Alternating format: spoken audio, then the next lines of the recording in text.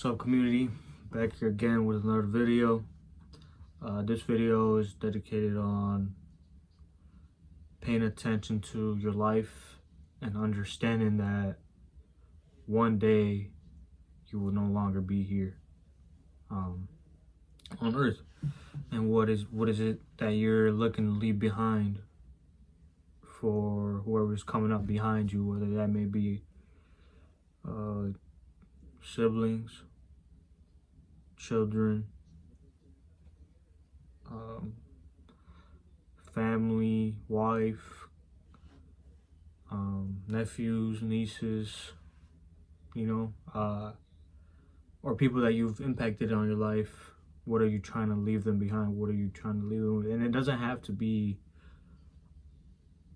monetary or physical. It can be something that you've taught them, whether that may be how to fish. Instead of giving them the fish, you've taught them how to cast the hook out and wait there and be patient for something to come and grab it so that you can have something to eat the next day. Which is just a reference of saying you have given them a method or a tool set in order for them to feed themselves. And which I think it's the best way, instead of just giving it to them up front, because the value isn't the same. And maybe you have examples of that in your own life where somebody has given you something and it wasn't the same as if you would have got yourself that thing, because you understood the work it took to get the thing that you got, instead of somebody giving it to you with no work at all. So I'm thinking about just what I would like to leave my family behind after it's all said and done. And I think a lot of it will do with helping other people, which is why I've decided to make this channel. I really want to help a lot of other people. And I think times are changing very rapidly, and we're starting to see a shift in the paradigm of how people view themselves, because of everything that is being exposed to them or flashed in their face constantly, of this or that, or you should be this, or you're not enough, or you should be that. And I think that it really does have a huge effect, especially on the younger generation, and as well as on the older generation. I think men specifically don't talk about it enough because they're afraid of what people might think, or be afraid that people may think that they're weak, which is not the case, especially myself, coming from a single mother who worked all her life and strived and always wanted the best for her kids. And I had my father in my life for a very short period of my life, and looking back, I wish he would have left me some kind of tool set or something that could have helped me in my future, which is sometimes what I reflect on, as what is it that I've learned, even though he may not have left me anything, but what have I learned from that experience of the short amount of time that I did have with him, which I think is very valuable, and things like that open up your mind and give you some new ideas, and actually reflecting on those ideas kind of free up space, mentally, physically, emotionally. And I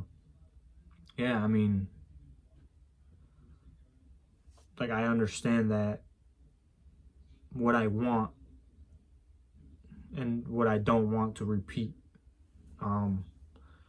which is I want to have a stable household, I want to have a lot of kids.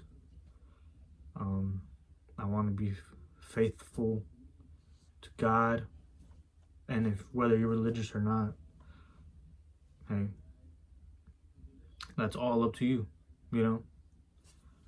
But this book here is a guide to life. It's a roadmap. This book has many stories, so much guidance, so much wisdom that whatever you're dealing with today in real life, there's a solution in here.